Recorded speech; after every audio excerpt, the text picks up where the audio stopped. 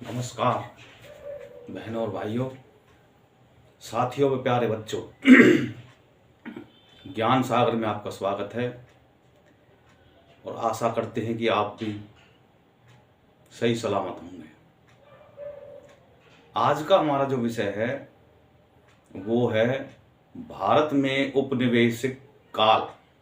भारत में उपनिवेशिक काल।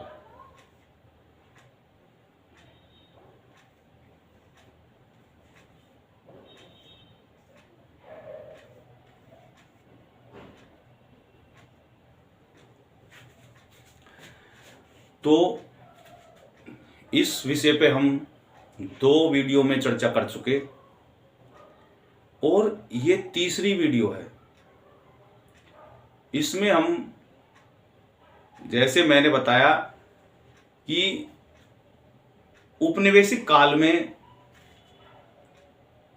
वहां के जो वासी थे, जो उपनिवेशकों के दासत्व की कैसी जिंदगी जी रहे थे, क्योंकि उन्होंने पहले बस्ती बसाई, फिर वहाँ अपना अर्थव्यवस्था फैलाई और उसके बाद में वे राजनीतिक गतिविधियों में शामिल हो गए और उनके क्षेत्रों पे डायरेक्ट उन्होंने कब्जा कर लिया, राजनीतिक रूप से कब्जा कर दिया। और वहाँ के जो मूलवासी थे वो जिल्लत और जलीलता भर पूरी जिंदगी में जीने लगे। लेकिन यह समय बीतता गया और 20वीं शताब्दी में आके इनका उपनिवेशवाद का पूरे संसार में प्रबल रूप से विरोध होने लगा। और क्योंकि द्वितीय विश्व युद्ध में के बाद में जो ये यूरोपियन जो उपनिवेशिक जो मॉडल बनाए हुए थे, उनकी अपने मूल देश में ही हालत पतली होने लगी और उनका शक्ति कमजोर हो गई, उनकी स्थिति बिगड़ने लगी। इसलिए वो अन्य देशों के जो उपनिवेशिक जो देश थे उनमें अपना नियंत्रण करने में के लिए सक्षम नहीं रह पाने में अपने आप को सक्षम नहीं समझने लगे। इसलिए वहां से उन्होंने अपना पैकअप करना शुरू कर दिया। तो इस तरीके से अधिकांश देश उस समय में 20वीं शताब्दी में स्वतंत्र हो गए। और यहाँ हम भारत के विषय में प्रसंग पे ध्यान देते हैं, उसके विषय में हम आगे चलते हैं। तो यहाँ से भारत में उपनिवेशिक काल शुरू होता है, भारत में यूरोपीय, यानी भारत में यूरोपीय। अब यूरोप के मैंने बताया था अनेकों देश थे जो इस काम में लगे हुए थे। भारत का व्यापार यूनानियों और रोमनों के साथ में लगभग 2 सहस्त्राब्दी पूर्व से चलता आ रहा था। यानी कि आज से 2 सहस्त्राब्दी यानी कि 2000 साल पहले से ही भारत का व्यापार यूनानियों और रोमनों से चलता आ रहा था। किस किस चीज का व्यापार होता था? मसालों का, कपास का, हाथी दांत का, रत्न जो होते थे, चंदन, सागवान की लकड़ी, बूट्स, स्टील और अन्य वस्तुओं की भूमध्य सागरीय जो देश होते थे उनमें जबरदस्त मांग हुआ करती थी। तो यहां से वो व्यापारी जो है पहले से ही व्यापार इन चीजों का करते रहते थे। भारत या इन चीजों का निर्यात करता रहता था। 16वीं शताब्दी तक यूरोपीय जो शक्तियां थीं उनकी भारतीय जो उपमहाद्वीप था इसकी ओर उन्होंने जो है नौ परिवहन प्रारंभ कर दिया। नौ परिवहन से उन्होंने इधर की तरफ रुख कर लिया। तब भारत एक सशक्त एवं समृद्ध आर्थिक सांस्कृतिक केंद्र था। इतिहासकारों में विशेष रूप से अर्थशास्त्री एंग्स मेडिसन का आकलन है कि उस संपूर्ण काल में भारत का योगदान पूरे विश्व में जो सकल घरेलू उत्पाद है, इसको जीडीपी बोलते हैं, ग्रोस डोमेस्टिक प्रोडक्ट, सकल घरेलू उत्पाद भारत की क्या थी, संपूर्ण संसार में जो है वो 1/4, कम से कम 1/4 हिस्सेदारी थी, जिससे यह चीन के साथ में जिसका योगदान भी बराबर भारत जितना ही था, और संपूर्ण विश्व का की दो बड़ी जो है अर्थव्यवस्थाओं में से एक जो है ये बन गया। यह उल्लेखनीय है कि 16वीं शताब्दी में अनेक यूरोपीय यात्री भारत को समृद्धशाली बताते थे और इनकी कहते थे कि इनकी विनिर्माण क्षमताएं, विविध कृषि उत्पाद और व्यापक आंतरिक और बाह्य व्यापारिक संजालों का वो वर्णन करते थे। तथापि इसी आर्थिक संपन्नता ने भारत को यूरोपीय उपनिवेशिक महत्वाकांक्षा की लक्ष्य की ओर आकर्षित कर दिया। तो जो इतिहासकार थे, जो अर्थशास्त्र के उस समय के लेखक थे, उन्होंने भारत की भूरी भूरी प्रशंसा करी और कहा कि भारत का विनिर्माण और भारत की कृषि अर्थव्यवस्था जो है बड़ी विविधकारी है, यहाँ के जो है आंतरिक व्यवस्था भी बड़ी उन्नत है और व्यापार का भी जो गतिविधि यहाँ पे बहुत अच्छी है। तो ये बातें सुन के उस समय पे जो यूरोपीय जो कंट्री थी, यूरोपीय शक्तियां सी, वे भारत की ओर लालायित होने लगी और वो कहने लगे भाई हम देखते हैं। अब ये सकल घरेलू उत्पाद के बारे में थोड़ा सा बता दें, क्योंकि ये नया विषय है बच्चों के लिए जो नए अभी इस बात को नहीं समझ पाएंगे। सकल घरेलू उत्पाद का मतलब होता है किसी देश, इस प्रसंग में संपूर्ण विश्व द्वारा बात आ रही है, तो एक वर्ष में उत्पादित वस्तु व सेवाओं के मूल्य का माप। यानी कि एक अगर विश्व की बात करें तो उसमें आ रहा है कि जितने भी प्रोडक्ट हैं उनके जो मूल्य हैं एक साल में, जो उनकी जो सेवाएं ली गई उनका जो मूल्य है, उनके माप को कहते हैं सकल घरेलू उत्पाद। अब किसी देश की बात आ रही है तो उस देश की जो भी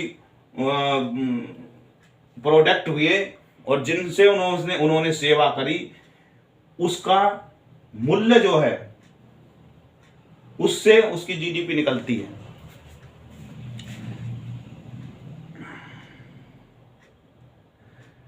अब शुरुआत में पुर्तगाली आए और उन्होंने यहां व्यापार एवं उत्पीड़न दोनों किया।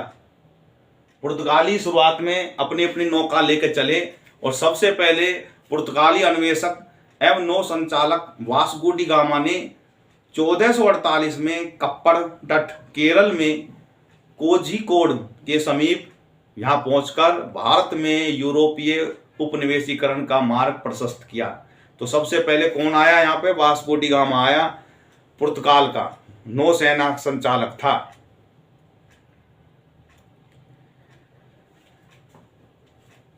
यद्यपि उसका स्वागत यहाँ भली भांति हुआ, लेकिन उसका जो व्यवहार था और आचरण था वो आक्रामक था।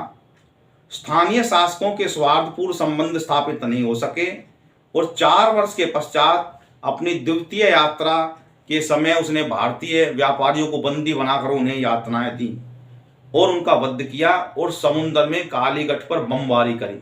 यानी कि उसका स्वभाव बड़ा ही उद्दंड प्रकृति का था, आक्रामक था और यहाँ के लोगों ने उसका स्वागत किया। उसके बावजूद भी वो जो है उसने स्वार्थपूर्ण वातावरण स्थापित नहीं किया और 4 साल के पश्चात जो है वो वहां से जब तो चला गया, उसके बाद दोबारा आया और दूसरी जब यात्रा करी तो उसने भारतीय व्यापारियों को बंदी बना लिया और उन्हें यातनाएं दी और उनका वध कर दिया और समुद्र तट पे कालीकट पर उसने बमबारी करी।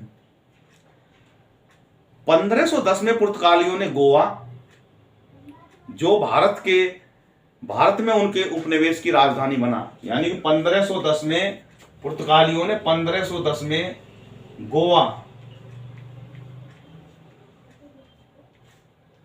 जो उन्होंने अपनी राजधानी बनाई बाद में उपनिवेश की, वहां पे उन्होंने जो है आके राजधानी बना ली और उसके साथ सहित मालाबार कोरोमंडल तट पर अनेक व्यापारिक केंद्रों पर आधिपत्य स्थापित कर लिया।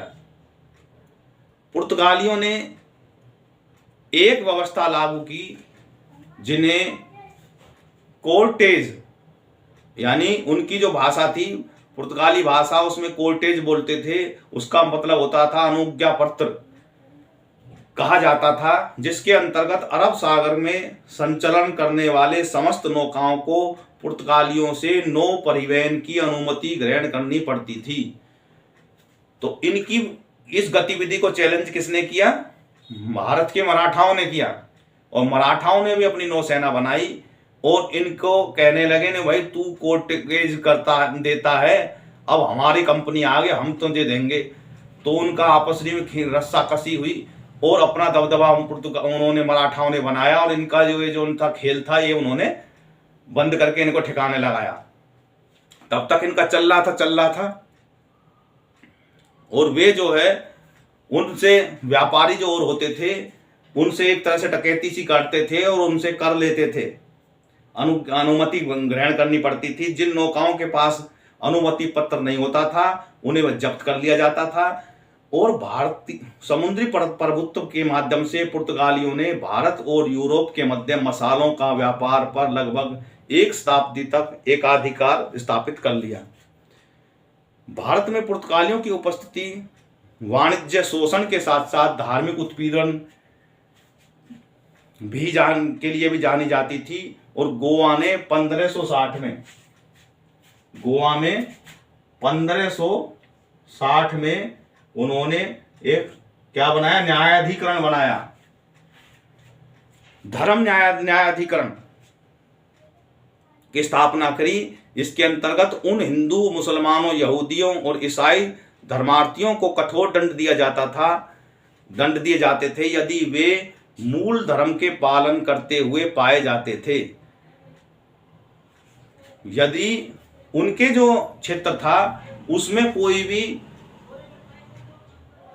हिंदू, मुसलमान, यहूदी और ईसाई जिन्होंने धर्म परिवर्तन कर लिया, जो धर्मार्थियों को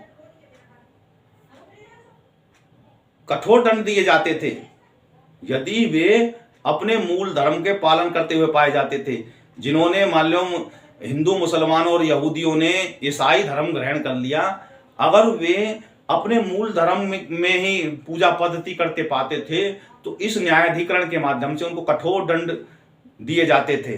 तो इस प्रकार से उन्होंने 1560 में ये स्थिति जो है स्थापित कर ली थी।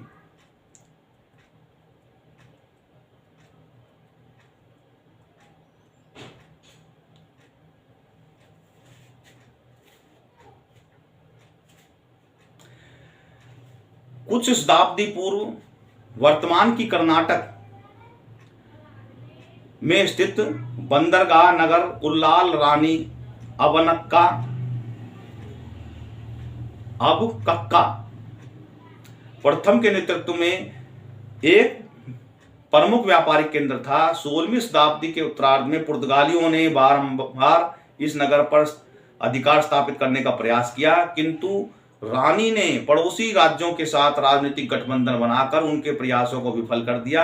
अंततः वह बंदी बना ली गई और कारागार में ही वो वीरगति को प्राप्ति हुई। उनकी उत्तराधिकारी रानी अब कक्का द्वितीय के विषय में कहा जाता है कि उन्होंने नारियल के खोलों के अंदर अग्नि गोले बनाकर पुर्तगाली नौसेना के अनेक पोतों को अग्नि के सुपर्द कर दिया। इन दोनों वीरांगनाओं की प्रेरणादायक गाथाएं आज भी कर्नाटक के पारंपरिक नृत्य, नाटक और यक्षगान के माध्यम से स्मरण करी जाती है। तो उन्होंने इन जो है प्रतिरोध भी वहां पे हुआ। अब धर्म न्यायाधिकरण के बारे में बता दें। जो धर्म न्यायाधिकरण था जो 1560 ईस्वी में गोवा में उन्होंने पुर्तगालियों ने स्थापित किया, उसके बारे में बता दें। वह एक रोमन कैथोलिक चर्च द्वारा स्थापित एक विशेष न्यायाधिकरण था जिसका कार्य उन विधर्मी ईसाइयों पर निर्णय लेने का था, जिन पर चर्च की मान्यताओं के विरुद्ध मत रखने का संदेह होता था। एक तरह से जैसे आज के समय में जो है बेअदबी की जो बातें चलती है, बेअदबी, वो सेम यही थी, बेअदबी कर रहे हो। लगभग 600 वर्षों तक संपूर्ण यूरोप में हजारों विधर्मियों को कठोर यंत्रणाएं के साथ में मृत्यु दंड दिया जाता था। उन्होंने तरह तरह के यंत्र बना रखे थे और उसमें डाल डाल के उनको बड़े कठोर दंड दिए जाते थे। जो विधर्मी होते थे उनको बड़ी कठोरता से बर्बरता पूर्वक तरीके से अपने अपने यंत्र बना रखे थे, उसमें डाल के भट्टी में झोंक देते थे, यानी बड़े बर्बर तरीके से उनमें सजा दी जाती थी। ऐसे अत्याचारों के साथ में बलात् धर्मांतरण तथा अनेक हिंदू मंदिरों को उन्होंने विध्वंस किया गोवा में, और मूल निवासियों के साथ विविध प्रकार की क्रूरताएं की, और गोवा के धर्म न्यायाधिकरण को 1812 में समाप्त कर दिया गया। 1812 ईस्वी में, ये वही 1812 ईस्वी है जिसमें जो है मराठाओं का पतन, उनके साथ में तृतीय युद्ध चल रहा था और मराठाओं का धीरे धीरे पतन होने लगा था। तो अब बात आती है डच की। ये पुर्तगालियों ने इस तरीके से गोवा में अपना अड्डा जमा लिया था और बड़े बर्बरता पूर्वक तरीके से उन्होंने वहां की जनता का शोषण किया, और उन्होंने न्यायाधिकरण बनाया। न्यायाधिकरण, धर्म न्यायाधिकरण, वो बड़ा कठोरता से जो है दंड देता था जो विधर्मी होते थे उनको। अब आती है डच। डच क्या है? जो मध्य जो यूरोप है, यूरोप के 3 कंट्री थे, जिसमें जर्मनी, ऑस्ट्रिया वगैरह जो, और स्विट्जरलैंड वगैरह जो देश थे, उनको मिलाकर उनको डच बोलते थे, उन वासियों को डच बोलते थे। तो उनकी जो व्यापार गतिविधि और प्रतिस्पर्धा थी, ये शुरू हुई भारत में। तो डच जो है 17वीं शताब्दी के प्रारंभ में भारत पहुंचे, और पुर्तगालियों के विपरीत इनका जो प्राथमिक लक्ष्य था वो व्यापारिक वर्चस्व, विशेषता मसालों पर भारत का पर नियंत्रण स्थापित करना था। उन्होंने डच ईस्ट इंडिया कंपनी की स्थापना की, और जिनके व्यापारिक केंद्र भारत के विभिन्न भागों में स्थापित किए गए। पश्चिमी तट पर उन्होंने सूरत, भरूच, कोचीन तथा पूर्वी तट पर नागपट्टिनम, मूसलीपट्टम, जो मछलीपट्टम के नाम से जाना जाता है, आज के समय में प्रमुख थे। उनकी सबसे महत्वपूर्ण उपस्थिति केरल के मालाबार क्षेत्र में रही, जहां उन्होंने पुर्तगालियों को अनेक व्यापारिक केंद्र से विस्थापित भी किया। उनकी जो केरल वाले एरिया में जो पुर्तगालियों ने कब्जा कर रखा था, वहां उन्होंने अपना वर्चस्व जमा दिया और उनको वहां से भगाने में भी उन्होंने योगदान किया।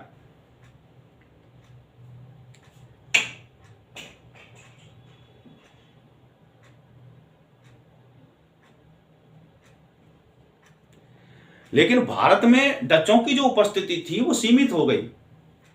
1711 में कोलाचल के युद्ध में उनकी निर्णायक पराजय के पश्चात में उनकी उपस्थिति तीव्रता से क्षीण हो गई, और इस युद्ध में त्रावणकोर के राजा मार्तंड वर्मा के अंतर्गत सैन्य बलों ने डचों को भूमि तथा समुद्र दोनों में पराजित किया, और त्रावणकोर राज्य वर्तमान के केरल के दक्षिण भाग में स्थित है। यह युद्ध किसी एशियाई शक्ति द्वारा किसी यूरोपीय उपनिवेशिक शक्ति को सफलतापूर्वक पराजित करने का एक दुर्लभ उदाहरण भी है। तो उनको जो है मार्तंड जो राजा थे, जो त्रावणकोर के राजा थे, उन्होंने जो है उनको पीट पाट के उनको निपटा दिया, जमीन में भी और समुद्र में भी इनका वर्चस्व को समाप्त कर लिया, और आखिरी में उन्होंने आत्मसमर्पण करा। वहां के जो डच वाले थे उन्होंने राजा के सामने आत्मसमर्पण किया।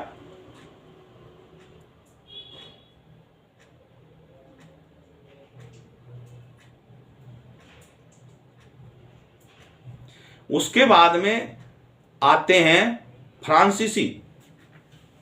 फिर फ्रांसीसी उपनिवेशिक आकांक्षाएं जगी, और फ्रांसीसियों ने भारत में अपेक्षाकृत बाद में प्रविष्ट की, और उन्होंने 1668 में सूरत में अपना प्रथम व्यापारिक केंद्र स्थापित किया। तत्पश्चात वर्ष 1674 में पांडिचेरी, जिसको पुडुचेरी बोलते हैं, में द्वितीय केंद्र स्थापित किया। यहीं उन्होंने फ्रेंच ईस्ट इंडिया कंपनी की स्थापना की तथा भारत में फ्रांसीसी साम्राज्य की स्थापना में महत्वपूर्ण योजना बनाई। 1742 और 1754 तक भारत में फ्रांसीसी गवर्नर जनरल डुप्ले ने ऐसी उपनिवेशिक नीतियों का सूत्रपात किया जिन्हें आगे चलकर ब्रिटिशों ने भी अपनाया। यानी कि डुप्ले जो था, जो गवर्नर जनरल था उनका, फ्रांसीसियों का, वो काफी बुद्धिमान था और बड़ा कूटनीतिज्ञ था। उन्होंने जो है ऐसी नीति अपनाई। नीति क्या थी उनकी? ये नीति थी कि भाई क्यों न हम यहीं के ही सैनिकों को अपनी सेना में भर्ती करें, उन्हें पैदल पलटन में शामिल कर लें और उनको वेल ट्रेंड करें। क्योंकि भारत में क्या था, ऐसे ड्रिल फ्रिल जो राइट लेफ्ट राइट जो अब जो ड्रिल होती है ऐसी नहीं थी, सीधी सीधी शक्ति का उनका प्रदर्शन था और नॉर्मल तरीके से उनके वर्दी होती थी, राजाओं की जैसे होती थी, राजाओं के सैनिक में। उन्होंने यहाँ पे एक अलग से कोड जो है ड्रेस कोड लागू करवाया और उनकी पीटी परेड कराते थे और उनको वेल ट्रेंड करके उनको अपना आज्ञाकारी सिपाही बना लिया और उनको जो है रण कौशल यहाँ का अपने हिसाब से सिखाया, प्रशिक्षित किया। ऐसी अनुशासित जो पैदल सेना थी, जिन्हें सिपाही को सिपो कहा जाता था, गठित की। डुप्लो ने स्थानीय उत्तराधिकार संघर्षों में हस्तक्षेप कर दिया। यानी कि उन्होंने क्या करा, सबसे पहले तो अपनी सेना गठित करी अपने व्यापार संचालन के लिए। उसके बाद में उन्होंने जो वहाँ के प्रशासक होते थे उनसे मित्रता बनाई और उनमें कूटनीति के माध्यम से एक दूसरे को इल्जा के और अपनी कठपुतली सरकार उनमें बनवानी शुरू कर दी।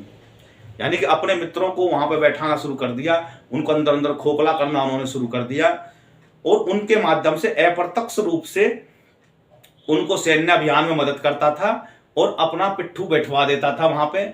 जैसे आज के समय पे डीप स्टेट करता है अन्य देशों में कि अपने पिट्ठू सरकार बैठवा देते हैं, उसी प्रकार से उन्होंने शासन की नीति को विकसित की डुप्ले ने।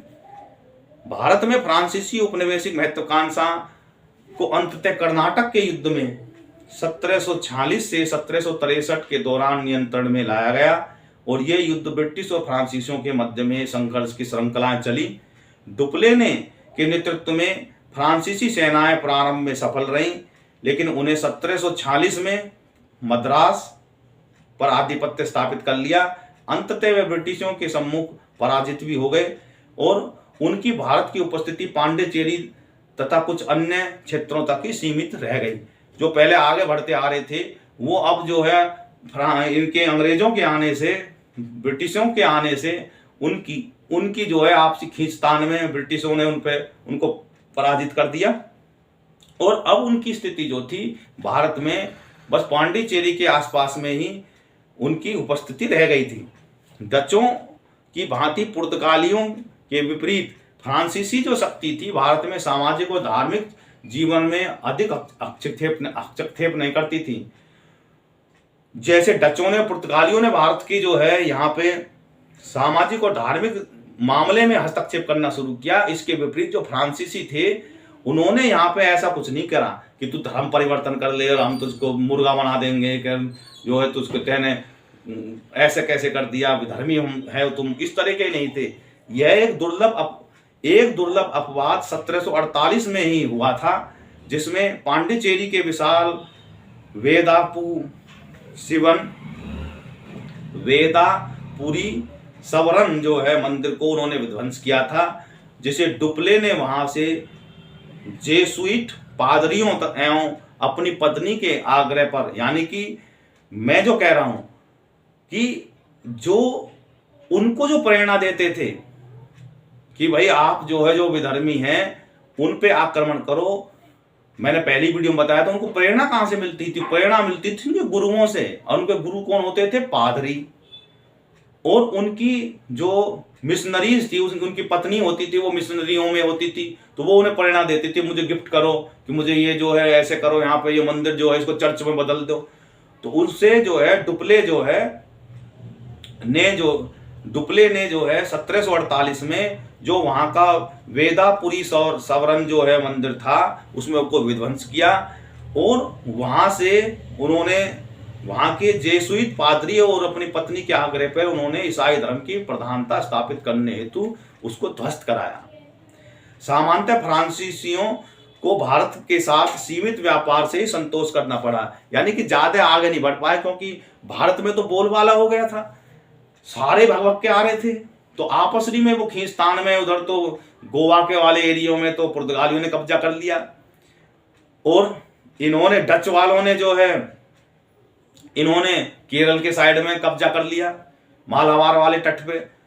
और ये फ्रांसीसियों ने क्या करा, इधर जो है पुंडीचेरी पे जो तमिलनाडु का जो दूसरा किनारे वाला जो एरिया है अरब सागर की साइड में, वो बंगाल की खाड़ी के साथ में लगता हुआ जो एरिया, वहां पे उन्होंने अपना ताम झाम जोड़ लिया और वो आगे बढ़ने लगे उधर आंध्रा की तरफ, तो लेकिन आंध्रा और उड़ीसा की तरफ। लेकिन उनका क्या हुआ कि अंग्रेजों से फ्रांसीसियों से मुठभेड़ होने लगी, तो उसमें उनका जो है 1763 के आसपास में उनका नियंत्रण जो है केवल पुडुचेरी तक ही सीमित रह गया, उन्हीं से उन्हें संतोष करना पड़ा। तो अब जो है बात आती है अंग्रेजों के भारत में प्रवेश। अंग्रेजों ने भारत में प्रवेश कैसे किया, इसके विषय में हम अगली वीडियो में बताएंगे, क्योंकि फिलहाल जो है यही 3 जो देश थे उन तक ही हम इसको वीडियो को सीमित रखते हैं। अगली वीडियो में बताएंगे कि कैसे ब्रिटिश जो है अंग्रेजों ने भारत में प्रवेश किया, उनकी रणनीति क्या थी, पूरी कहानी उनकी जो है संक्षेप में हम बताएंगे। इस वीडियो में इतना ही। भारत माता की जय। जय हिंद, जय भारत।